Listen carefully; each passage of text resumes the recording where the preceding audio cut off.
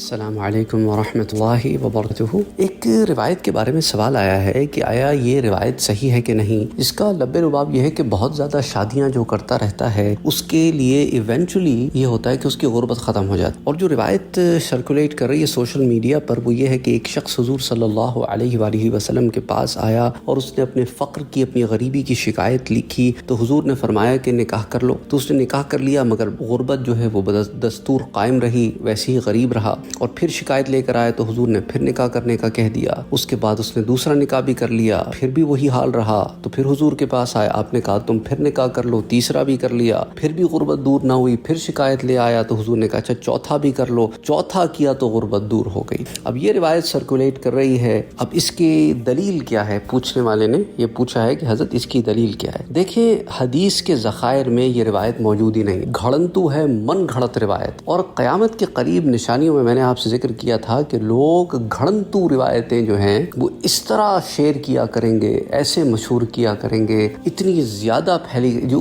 حضور نے فرمایا جو تم نے کبھی سنی نہیں ہوں گی، ایسی روایتیں لوگ عام کرتے چلے جائیں کہ بھئی حضور نے سے کسی نے بار بار تنگ دستی کا سوال کیا، یہ ایسی روایت موجود ہی نہیں ہے۔ ہاں ایک روایت ہے جسے چند مورخین نے، چند مفسرین نے نقل کیا ہے، اس روایت میں پے در پہ شادیوں کا ذکر ہی نہیں ہے، اول تو یہ بتا دیں۔ اور وہ روایت کچھ اس طرح ہے کہ حضرت جابر روایت کرتے ہیں رضی اللہ تعالیٰ عنہ، انہوں نے فرمایا کہ ایک شخص حضور کے پاس آیا اور اپنے فقر و فاقے کی شکایت کی تو حضور نے اسے شادی کا حکم دیا۔ اس روایت کو خطیب بغدادی نے تاریخ بغداد میں روایت کیا حدیث 307 کے تحت، لیکن امام ذہبی اور امام ابن حجر عسقلانی نے اس روایت کو انتہائی ضعیف اور ناقابل اعتبار قرار دیا۔ وہ کہتے ہیں کہ اس کی سند میں ایک راوی ہے سعید بن محمد، اور اس کی وجہ سے یہ روایت جو ہے اس کے بارے میں وہ کہتے ہیں کہ اور وہ راوی ایسا ہے کہ جو ناکارہ راوی ہے، اور وہ لکھتے ہیں کہ قال ابو حاتم لیس حدیثه بشیء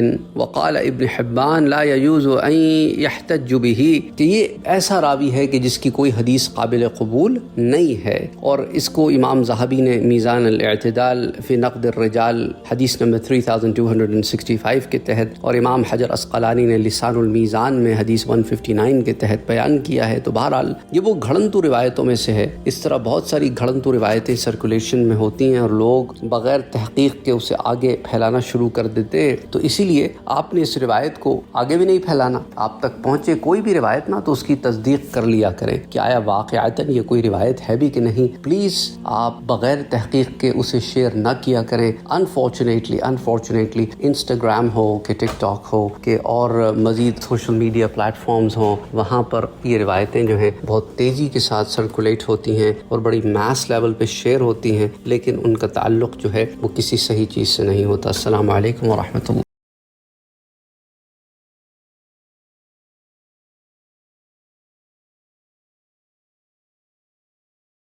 Don't forget to like, share, comment and subscribe to Sayyid Saad Qadri.